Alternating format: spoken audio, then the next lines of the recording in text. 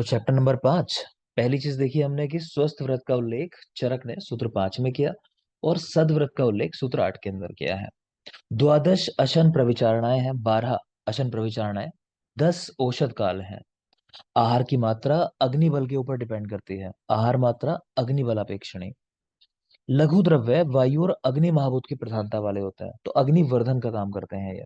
क्योंकि अग्नि हो चाहे वायु हो, दोनों ही चीजें आग को बढ़ाने का काम करती हैं। ठीक है। गुरु द्रव्य जल और पृथ्वी महाभूत की प्रधानता वाले हैं, ये अग्नि शमन का काम करते हैं। गुरु द्रव्य जल और पृथ्वी महाभूत की प्रधानता वाले हैं, ये अग्नि शामक होते हैं। तो जैसा मैंने कहा कि गुरु द्रव्य किसको दिए जाते हैं, स्थूल व्यक्ति की चिकित्सा में इनको देने होते हैं गुरु द्रव्य, जो ज्यादा मोटे हैं, जिनकी अग्नि ज्यादा है। तो देख लो यहाँ यही कर रहे हैं हम लोग। इसकी चिकित्सा लिखी है स्थूल व्यक्ति की, कि इनमें क्या करना है, कर्षण। इसी तरह लिखा है कृष व्यक्ति की चिकित्सा क्या होगी, तो उसमें करना है भ्रंगण, उसके शरीर को बढ़ाना है। तो इस स्थूल का कर्षण करने के लिए जरूरी है, उसकी अग्नि ज्यादा है तो उसको कुछ गुरु द्रव्य देना है जिसको पचने में टाइम लगे।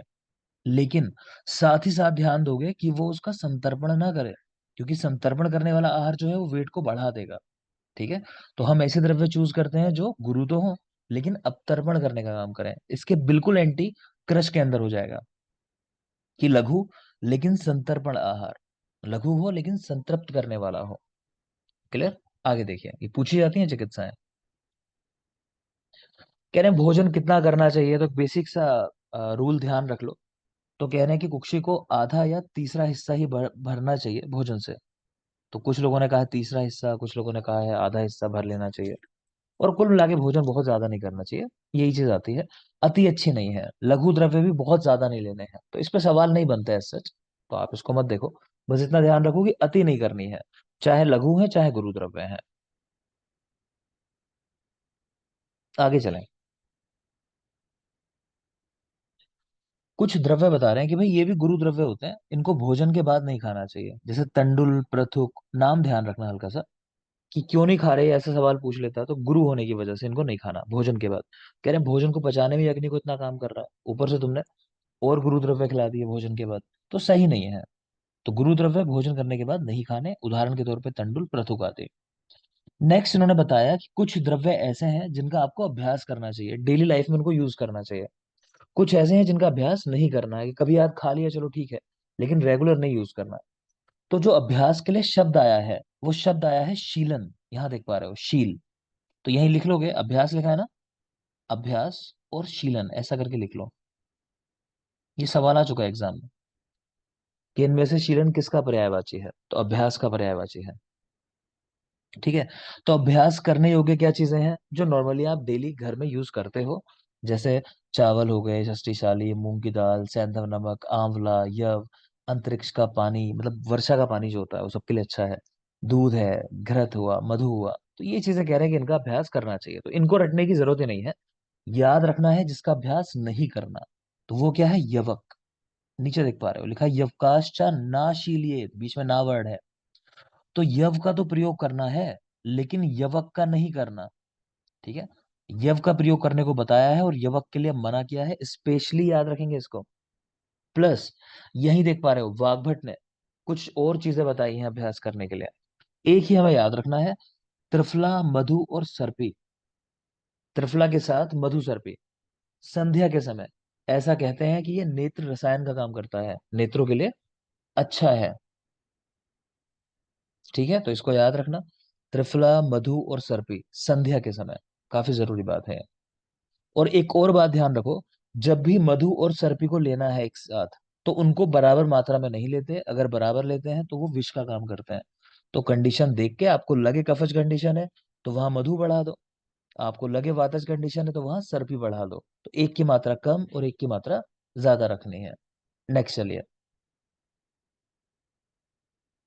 अभ्यास ना करने योग्य कुछ और चीजें बताई हैं, उनमें ये वल्लूर का नाम याद रखोगे। वल्लूर को शुष्क मांस कहते हैं, मतलब शुष्क मांस, सूखा हुआ मांस जो होता है उसे वल्लूर कहा जाता है। तो बस इतना ही याद रखोगे कि वल्लूर भी नहीं खाना है, सूखा हुआ मांस भी नहीं खाना है। आचार्य वाग्भट के अनुसार चक्षु यानी नेत्र सभी इंद्रियों में प्रधान है। ठीक है, सभी इंद्रियों में प्रधान है। नेक्स्ट चलेंगे। आचार्य चरक के अनुसार सोविरांजन श्रेष्ठ है, उसका नित्य प्रयोग करना चाहिए। जबकि रसांजन जो श्रवण के लिए इस्तेमाल होता है, आंखों से अश्रु लाने के लिए, उसको कह रहे हैं 5 या 8 रात्रि पे यूज करना चाहिए। तो दो चीजें हुई यहाँ पे।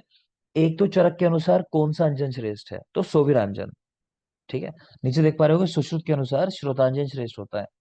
तो चरक का सोविरांजन श्रेष्ठ है, और सुश्रुत का श्रोतांजन। सुश्रुत श्रोत एक जैसा राइम करते हैं, तो हम ऐसे याद रखते हैं। तो सुश्रुत का श्रोतांजन श्रेष्ठ है, चरक का सोविरांजन। दूसरी बात, रसांजन का प्रयोग, ठीक है, जिसको श्रवणांजन भी कहते हैं, इससे आंखों से श्रवण होता है, श्राव होता है, कि उसका प्रयोग कब करना चाहिए। तो 5 या 8 रात्रि पे, बिल्कुल रट लेना, 5 या 8 रात्रि, ऐसा ही याद रखना। नीचे अष्टांग हृदय देख पा रहे हो, उन्होंने कहा है 7 रात्रि में यूज करना है। तो चरक ने कहा 5 या 8 रात्रि, और वाग्भट ने मतलब हृदय ने कहा 7 रात्रि। इसके बीच का टाइम है 5 और 8 के 7। नेक्स्ट चलेंगे। चक्षु तेजो में होते हैं, नेत्र जो है वो तेजो में है, इसीलिए तेज को श्लेष्मा से भय होता है। भाई कफ ही तो बुझाएगा आपको। ठीक है, तो याद रखेंगे। तो जितनी भी कफ वाली चीजें हैं बढ़ाने वाली, वो नेत्रों को नुकसान पहुंचा सकते हैं। यही चाहो तो ब्रैकेट में लिख लो कि सभी नेत्र रोगों का कारण, सभी नेत्र रोगों का कारण। तो लिख लेंगे नेत्राभीषण, नेत्राभीषण। ठीक है। और यही लिख लेना एरो बना के नेत्राभीषण का कारण, तो कफ। तो उससे भी आप रिलेट कर सकते हो कि कफ की वजह से नेत्र रोग हो रहे हैं फाइनली। ठीक है। तो चरक चक्षु को तेजो में कहा, और कहा कि श्लेष्मा जो है वो नेत्रों के लिए अच्छा नहीं है। इतना याद रखेंगे। नेक्स्ट आ जाओगे। नेक्स्ट धूमपान की बात कर रहे हैं। धूमपान में ना एक वर्ती बनाई जाती है, जिसको एक होल्डर बनाया जाता है धूमपान करने के लिए, उसके अंदर इसको लगा दिया जाता है ना, फिर इसका जो धुआं है वो लिया जाता है। तो वर्ती जो बनाई जा रही है वो कह रहे हैं कैसी होती है शेप में, तो यव के जैसी होती है उसकी शेप, यव सन्निभम। 8 अंगुल लंबाई है उसकी, और अंगूठे के समान मोटाई है उसकी। तो यव सन्निभम, 8 अंगुल और अंगूठे के समान मोटाई, बिल्कुल याद कर लोगे। यव सन्निभम, अंगूठे के समान मोटाई, और 8 अंगुल लंबी। नेक्स्ट चलिए। यहां लिख रहे हैं कि कुष्ठ और तगर का प्रयोग धूमवर्ती में नहीं करना। जो वर्ती बना रहे हो ना, उसमें कुष्ठ और तगर ये दो द्रव्य हैं जिनका प्रयोग मना किया हुआ है। कह रहे हैं क्यों नहीं करते। ये इतने उष्ण हैं कि अगर इनका धुआं आपने स्मेल कर लिया, मतलब इसका ले लिया आपने नस से श्रोवरेचन के रूप में, तो क्या कर देगा, मस्तुलुंग श्राव। मस्तुलुंग श्राव, मस्तुलिंग किसको बोलते हैं, सीएसएफ को, सेरिब्रो स्पाइनल फ्लूइड, उसके साथ रिलेट किया जाता है। इसी को डलहन ने लिखा है विलीन घृत आकारा मस्तक मज्जा। आगे वर्ड जोड़ लेना, विलीन यानी पिघला हुआ, पिघले हुए घी के जैसी मस्तक मज्जा, ब्रेन कॉर्टेक्स। तो उसको कह रहे हैं कि बोला जाता है मस्तुलुंग। तो याद रखना, कुष्ठ और तगर ये कॉन्ट्राइंडिकेटेड है। ठीक है। आगे देखो। जो धूमपान हम बात करते हैं, धूमपान 3 प्रकार का होता है, 3 प्रकार का। ठीक है, हम याद रखते हैं BSP। BSP, बी का मतलब व्रेचनिक, एस का मतलब स्नेहिक, और पी का मतलब प्रायोगिक। यहाँ नाम देख पा रहे होगे, वी से व्रेचनिक, एस से मतलब स्नेहिक, और पी से प्रायोगिक। जो क्रम मैंने आपसे कहा यही क्रम याद रखना, BSP। आगे कारण बताऊंगा मैं आपको। तो ये 3 प्रकार का होता है। ठीक है। व्रेचनिक वाले को शोधन या तीक्ष्ण भी कहा जाता है, शोधन या तीक्ष्ण धूमपान। स्नेहिक को बृहंगण या मृदुक भी कहा जाता है, और प्रायोगिक को शमन या मध्यम भी कहा जाता है। याद कैसे रखोगे। देखो, स्नेह जो होता है वो भ्रंगण का ही काम करता है, सब जानते होगे, भ्रंगण करेगा, बढ़ाएगा। ठीक है। विरेचन, विरेचन का मतलब यही हुआ शोधन करना, और तीक्ष्ण ही होता होगा तभी विरेचन करा पाएगी वो चीज। अगर तीक्ष्ण नहीं होगा तो विरेचन ही नहीं होगा। और तीसरा है प्रायोगिक। जब कहीं आप प्रयोग करते हो ना, तो प्रयोग एक्सट्रीम पे जाके नहीं करते हो, अक्सर मिड रेंज में जाके करते हो। मान लो आज कोई मेडिसिन आप देना चाहो किसी पेशेंट को कि चलो प्रैक्टिकल करके देखते हैं इसका लाभ मिलेगा या नहीं मिलेगा, तो आप ऐसा नहीं कहोगे उसको कि तुमको आधा किलो खानी है डेली। ऐसा भी नहीं कहोगे कि बस इसको चाट लेना है हल्का सा। तुम कुछ बीच की मात्रा रखोगे, ऐसा कुछ चलो 3 ग्राम देते हैं इसको, है ना। तो प्रयोग जब भी करते हैं तो मीडियम टाइप के किया जाता है, मध्यम। तो याद ऐसे रख सकते हो, प्रायोगिक को शमन और मध्यम भी कहते हैं, शमन और मध्यम। स्नेहिक को भ्रंगण और मृदु भी कहते हैं, वृचनिक को शोधन और तीक्ष्ण भी कहते हैं। ये आपको याद रखने जरूरी बातें हैं। आगे चलें। धूमपान का लाभ लिखा है, देखना चाहो देख लो। खालित्य और पिंजरत्व ना होना, वात कफज रोग ना होना। हम इस तरह याद रखते हैं कि पिंजरे में धुआं अगर छोड़ोगे ना, पिंजरे में केज के अंदर, तो क्या होगा, वो खाली हो जाएगा। तो पिंजरे में यानी पिंजरत्व, धुआं यानी धूमपान, तो खाली हो जाएगा मतलब खालित्य। क्लियर। वात कफज रोग नहीं होंगे, क्योंकि उष्ण जो चिकित्सा होती है वो वात और कफ दोष के अगेंस्ट काम करती है, वात और कफ दोषों में काम करती है उष्ण चिकित्सा। नेक्स्ट आ जाओ। ये जो प्रायोगिक धूमपान हमने देखा अभी ना, प्रायोगिक धूमपान, बीएसपी पहले वाला, तो कह रहे हैं इसके 8 काल हैं। 8 काल का मतलब यह है कि भाई 8 टाइम आपको बता दिए, जितनी बार आपको लेना है इनमें लोगे, चूज कर लो कि इनमें से कब कब लेना है। तो 8 काल है, ये नंबर याद रखना है, प्रायोगिक धूमपान के 8 काल। क्लियर। आगे देखेंगे।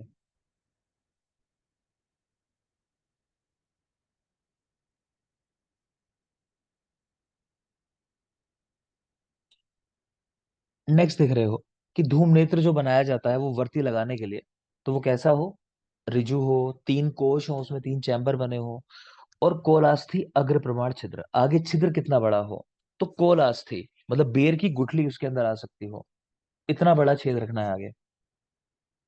साफ है। तो पीछे देखा हमने धूमवर्ती, धूमवर्ती कैसी थी, कि यव के जैसी उसकी शेप थी, वो याद किया था आपने। 8 अंगुल लंबाई, देख लो एक बार भूल गए हो तो, ये लिखा है यव सन्निभम, 8 अंगुल लंबी, और अंगूठे के समान उसकी मोटाई थी। अब इस वर्ती को जिसमें लगा रहे हैं होल्डर के अंदर, यानी धूम नेत्र, उसकी हम बात कर रहे हैं। तो धूम नेत्र कैसा हो, रिजु 3 कोश वाला, और कोलास्थी अग्र प्रमाण, कोलास्थी अग्र प्रमाण छिद्र है। अभी धूमपान के बारे में कुछ और बात है, उसको हम लास्ट में पढ़ते हैं इस चैप्टर के एंड में, तो मैं वहीं पढ़ा दूंगा आपको। या अभी पढ़ना चाहो, चलो अभी खत्म कर लेते हैं, लास्ट में आ जाओ चैप्टर के, अपने नोट्स में ना, और आगे आ जाओगे, बिल्कुल लास्ट में आ जाओगे, यहाँ देखो लिखा हुआ है। पहले इसी को खत्म कर लेते हैं।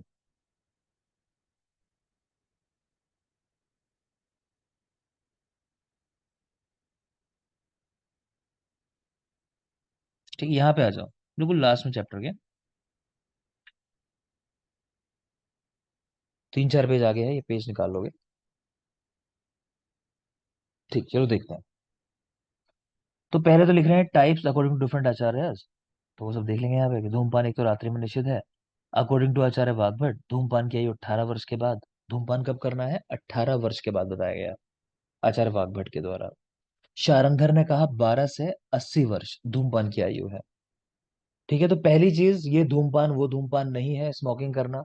ठीक है, ये एक मेडिकल वैल्यूज की चीज है, मेडिसिनल प्रॉपर्टीज है इसके अंदर। ठीक है, तो धूमपान की आयु वाग्भट 18 वर्ष के बाद, और शारंगधर 12 से 80 वर्ष धूमपान की आयु। दूसरी बात, धूमपान 3 प्रकार के, आपको एक ट्रिक कहा याद करने को, BSP, यानी वैचनिक, स्नेहिक और प्रायोगिक। तो इनमें नेत्र की लंबाई बता रहे हैं कितनी होती है, तो आपको रटना है बिल्कुल ये, 24, 32 और 36। धूम नेत्र की लंबाई 24, 32 और 36 अंगुल। ठीक है, पहले सेंटीमीटर वगैरह की बात नहीं होगी, अंगुलों में ही बात होती थी सारी। तो बढ़ते हुए क्रम में है, अगर आप देखोगे तो BSP, वैचनिक, स्नेहिक, प्रायोगिक, 24, 32 और 36, इसको आपको याद रखना है। दूसरी बात, आचार्य सुश्रुत के अनुसार पूछे, तो सुश्रुत के धूमपान आप लिख लो, यहीं पर नंबर लिखो, 5 प्लस व्रण धूपन। सुश्रुत के धूमपान कितने हैं, चरक के तो आपने देख लिए 3 थे, और सुश्रुत, बेटा माइक ऑफ कर लेंगे।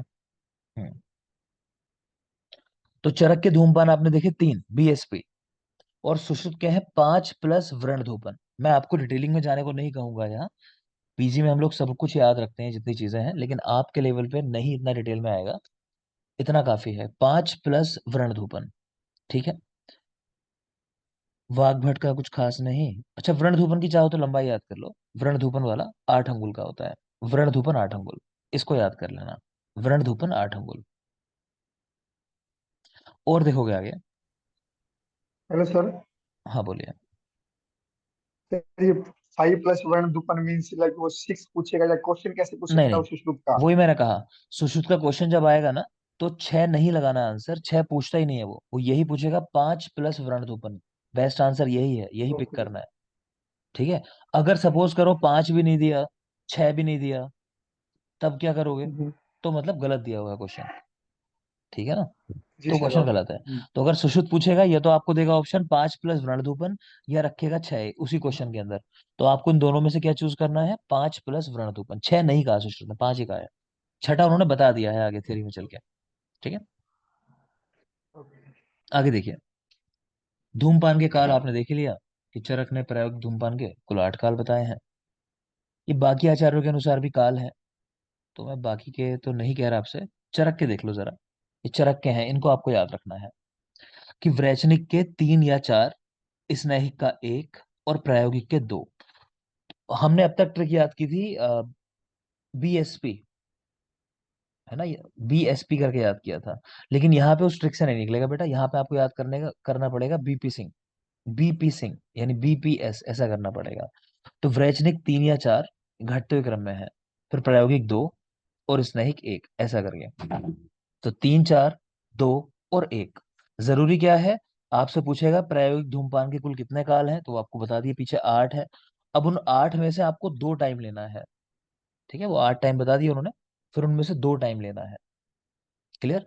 तो वैचनिक 3 और 4, बीपी सिंह प्रायोगिक 2, और स्नेहिक 1। नंबर याद रखेंगे। सुश्रुत की ये वाली टेबल जरूरी है, इसको जरा ध्यान से देखो। तो सुश्रुत के मैंने आपको बताया भी 5 प्लस वृणधूपन, ये प्रकार है उनके। 5 प्लस वृणधूपन। नाम तो एटलीस्ट याद कर ही लो, चलो बाकी भी नहीं करोगे तो पहले तो 3 हो गए बीएसपी, एक वृणधूपन आपने याद कर लिया, 8 अंगुल का होता है। ये 2 नाम और है देखो, कासघन और वामनीय, इनको भी याद कर लो, बाय नेम तो याद कर ही लो। कासघन और वामनीय। ठीक है।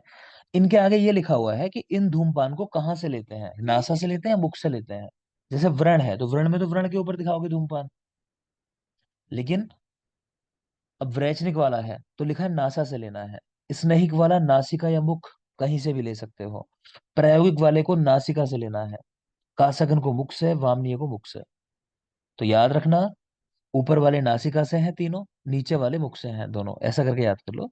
स्नेहिक वाले में नासा के साथ मुख भी है। याद रखना, धूमपान के लिए लिखा हुआ है नासा से भी ले सकते हैं, मुख से भी। फिर आपने देख लिया कौन सा नासा से, कौन सा मुख से। फिर सवाल आता है कि इसको निकालना कहाँ से है धुएं को। तो वो हमेशा मुख से निकालने की ही बात करते हैं, नासा से नहीं करते कभी भी। ये याद रखना, धूमपान नासा या मुख से लिया जा सकता है, लेकिन निकाला हमेशा मुख से ही जाएगा। ठीक। नेक्स्ट देखो, ये प्रमाण बताया हुआ है, छिद्र का प्रमाण जो हम पढ़ते हैं कितना होना चाहिए। मन हो तो देख सकते हो, मैं पढ़ा दे रहा हूँ एक बार, क्योंकि मेरे हिसाब से हल्का सा जरूरी पार्ट होता है, तो देख लेना। तो वैचनिक और स्नेहिक दोनों में लिखा है कोलास्थी के समान। इसी तरह कासगन और वामनीय, इनमें भी कोलास्थी है। तो एक ही वर्ड याद रखना है, कोलास्थी, जो पीछे याद करके आए थे चरक में भी। प्रायोगिक में बस अलग है थोड़ा सा, कलाय छिद्र, कलाई की दाल होती है ना? तो उसके बराबर कह रहे हैं छिद्र होना चाहिए। और व्रण धूपन में कुलथ की दाल के जितना छिद्र होना चाहिए।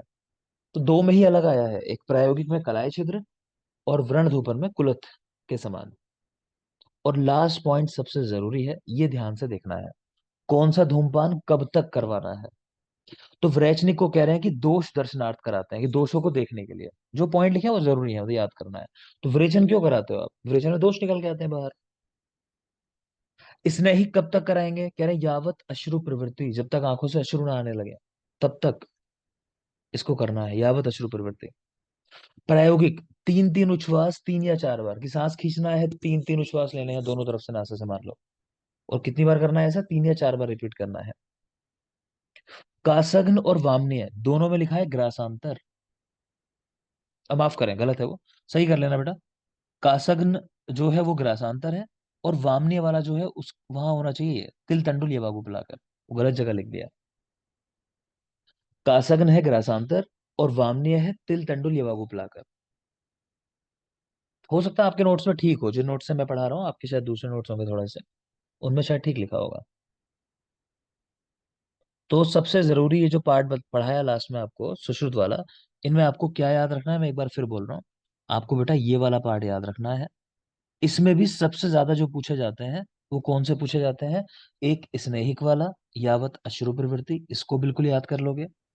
एक वामनीय वाला, तिल तंडुल या बाबू पिलाकर। और एक कासगन वाला, ग्रासांतर, यानी भोजन जब कर रहे हो ग्रास के बीच बीच में, भोजन करते हुए बीच में, ऐसा मान लो। ये पूछे जाते हैं, तो इनको याद रखोगे। ठीक है।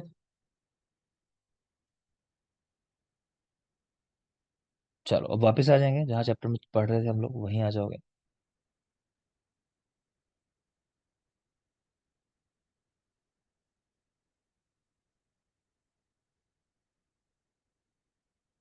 आगे देखते हैं। नस्से की बात कर रहे हैं इसके बाद। धूम के बाद नस्से की बात हो रही है।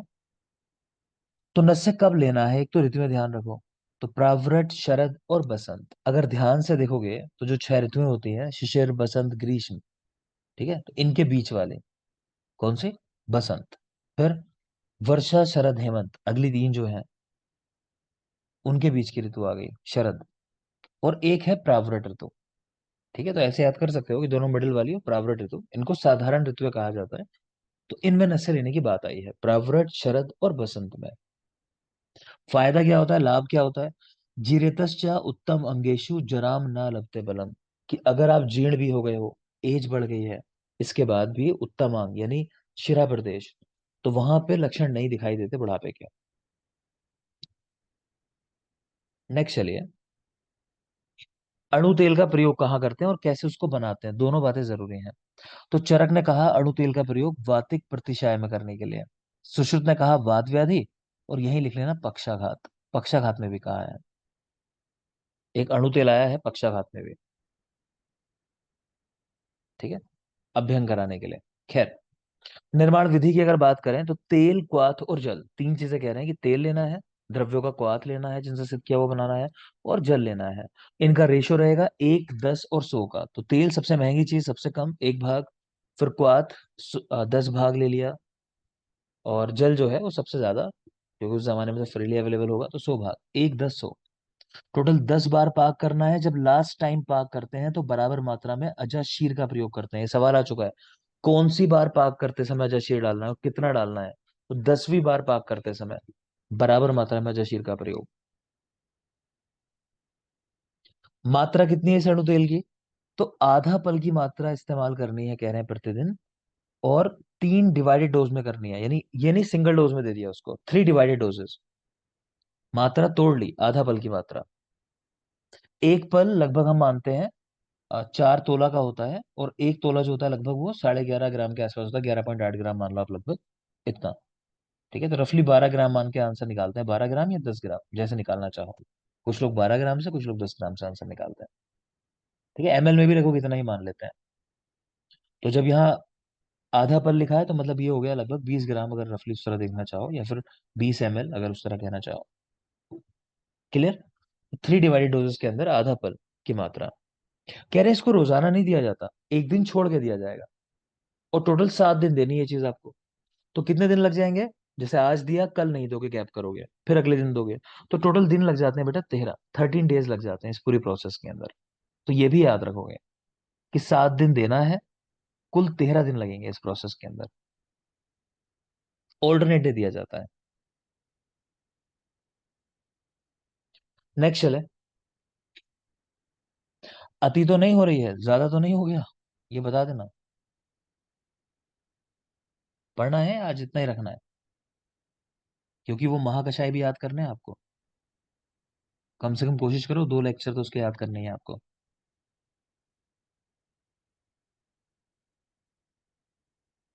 पढ़ाऊँ आगे या सफिशिएंट है आज के लिए, चलेगा? कोई तो बोल दो, जिसने लेक्चर लिए हो एटलीस्ट वो बोलो, जिसको मिले हो ग्रुप के अंदर। कर लोगे अभी और पढ़ाऊंगा तो, या फिर मुझे याद चाहिए जितना पढ़ा रहा हूँ? और आप समझ लेना बिल्कुल लापरवाही नहीं होगी इसके अंदर, जितना पढ़ा है एक दिन पहले वो सब याद चाहिए। आपके सेशन में तो सवाल जवाब नहीं हो पाएंगे, अलग से मैं कभी भी टाइम दे दिया करूंगा जब मुझे लगेगा कि चलो आज शाम को इस टाइम हम एक सेशन कर लेंगे सवालों वाला, या किसी दिन संडे को के दिन में कर लिया। कुसुम, पढ़े लेक्चर्स? हाँ। हाँ जी सर, आज जो आपने आज दिए हैं सर वो वाले, हम्म। हम्म। वो आज पढ़ूंगी सर। महाकषाय के तो शुरू करने पड़ेंगे ना पढ़ने। हाँ हाँ जी सर, पहले कर रखे हैं सर, बस रिवाइज करने हैं। आ चुके हैं रिवाइज पढ़ने। करने। जिन लोगों ने अभी ज्वाइन किया है, कोई ऐसा जिसने पढ़े हो, पढ़े किसी ने भी, एक भी व्यक्ति ने पढ़े हैं अभी शुरू किया पढ़ना, एक लेक्चर भी देखा उसका? नहीं।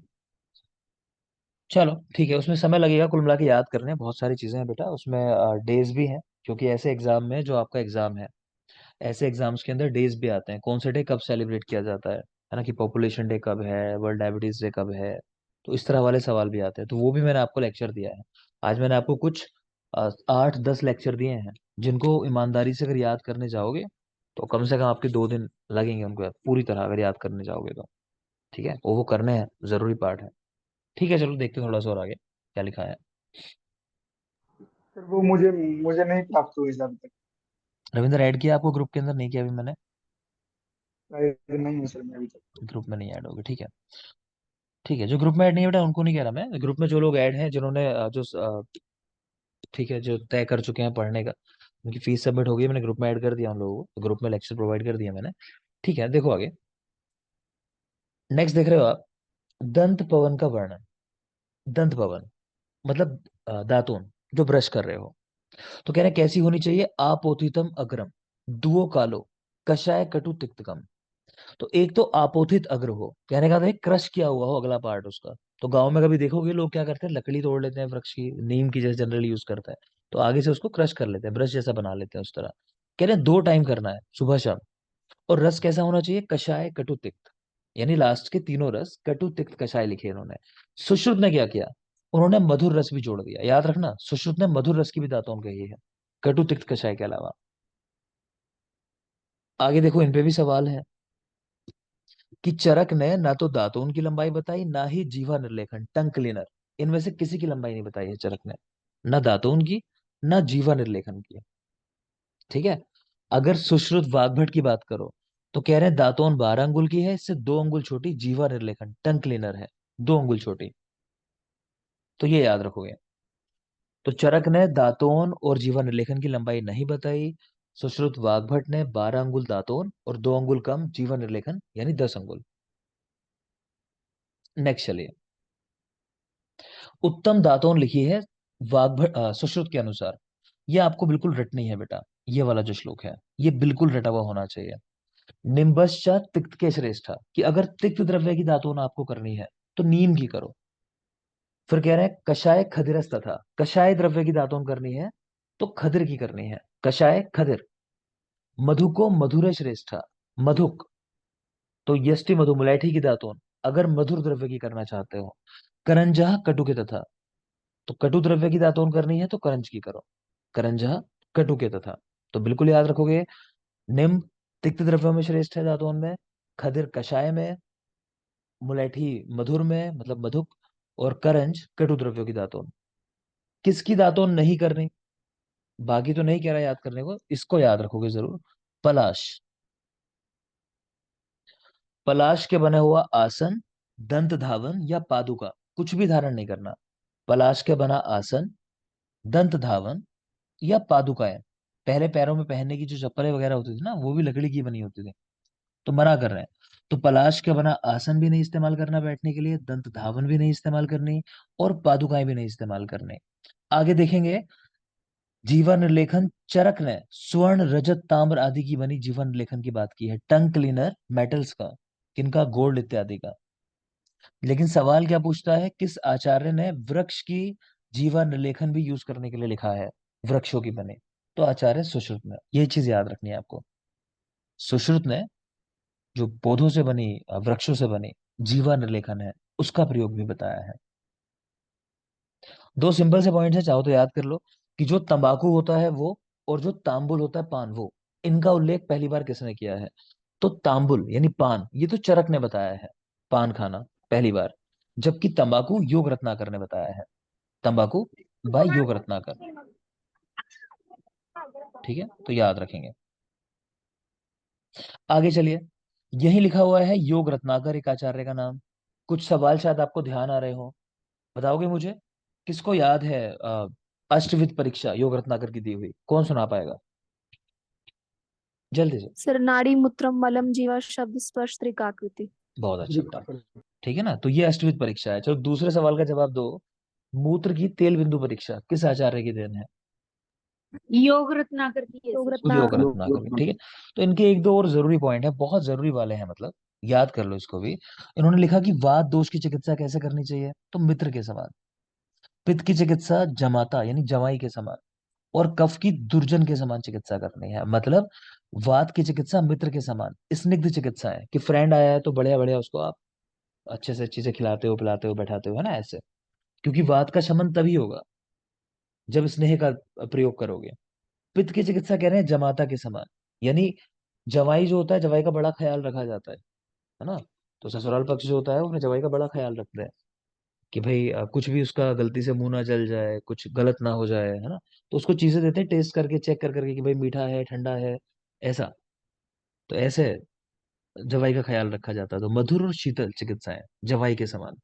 कफ की चिकित्सा दुर्जन के समान, कि दुर्जन कोई व्यक्ति है उसमें क्या करते हैं कि तीक्ष्ण द्रव्य, कि जैसे कह दिया कि आंखों में मिर्च डाल दो इसकी, तो इसको तो ऐसा कर दो। तो वो सारी चिकित्सा है, तो यही कफ की चिकित्सा है, तीक्ष्ण चिकित्सा है। ठीक है ना। तो ये वर्ड ध्यान रखोगे, वात मित्र के समान, पित्त जमाता के समान, और कफ की दुर्जन के समान।